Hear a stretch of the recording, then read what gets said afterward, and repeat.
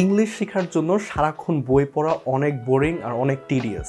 So আমি আপনাকে আরও কয়েকটা উপায় দিচ্ছি ইংলিশ শেখার, এগুলো actually fun. So the first one is আপনার ফেভারিট মুভি বা টিভি শো দেখেন। এখন যদি আপনি মনে করেন যে ভাই আমি তো ইংলিশে মুভিস এগুলো কিছু দেখি না, আমার একদম ইন্টারেস্টই লাগে না, আপনি অনলাইনে যে কোনো একটা লিস্ট দেখেন যে top 100 movies of all time, যেটা অ্যাকচুয়ালি আপনাকে ইন্টারেস্ট করবে, যে কেনই বা এটা একদম নম্বর 1 বা নম্বর 2 বা নম্বর 10। সো এই জিনিসটা আপনি দেখবেন, and these are actually good movies. আপনি রটেন টমেটোস অ্যান্ড লেটারবক্সড, এই দুইটা ওয়েবসাইটে গিয়ে চেক করতে পারেন।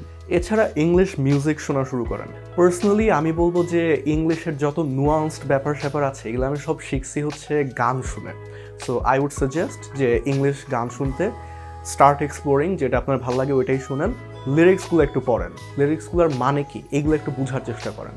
genius.com এই ওয়েবসাইটে সাধারণত অলমোস্ট সব গানের লিরিক্স এবং ওইগুলোর মিনিংও দেওয়া থাকে, আপনি এটা চেক আউট করতে পারেন। আরেকটা অ্যাডভাইস বাংলিশে কথা বলা শুরু করেন। আমরা বাঙালিরা পছন্দ করি না, ধরেন আপনি কোনো একটা জায়গায় ইংলিশে বা বাংলিশে কমেন্ট করলেন, বললো যে ভাইয়া এই কথাটা আপনি বাংলায় বলতে পারলেন না।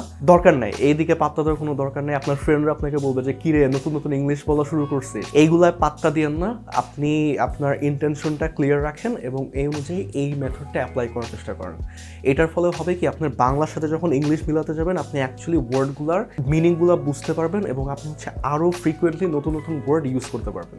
So these are some of the ways আপনি বই পড়া ছাড়াও নিজের ইংলিশটা ইমপ্রুভ করতে পারবেন। সো মুভিজ দেখেন, টাইম না থাকলে টিভি সিরিজ দেখেন, ইউজুয়ালি আরেকটু লেন্থে কম। তারপরে ইংলিশে গান শুনেন এবং একটু বাংলিশ অ্যাপ্লাই করা শুরু করেন ডে টু ডে লাইফে। এরকম আরও টিপস পেতে চাইলে আমাদের পেজ বা ইউটিউব চ্যানেল যেটাই হোক না কেন, যেখানে দেখেন না কেন, ফলো করুন।